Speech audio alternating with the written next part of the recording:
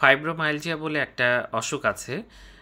সেই অসুখ নিয়ে আজকে কিছুক্ষণ আলোচনা করব আমি। ফাইব্রোমাইলজিয়া এটা সাধারণত মেয়েদের মধ্যে বেশি দেখা যায়। অনেকে এসে বলে যে সারা শরীর ব্যথা করে।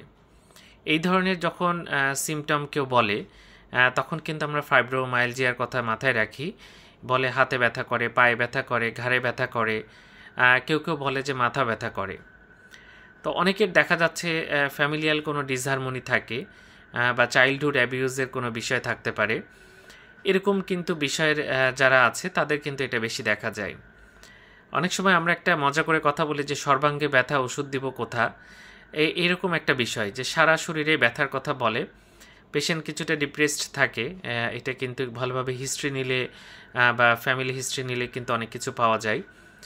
আবার দেখা যাচ্ছে যে এদের ইনভেস্টিগেশন করে তেমন কিন্তু কিছু ধরা পড়ে না।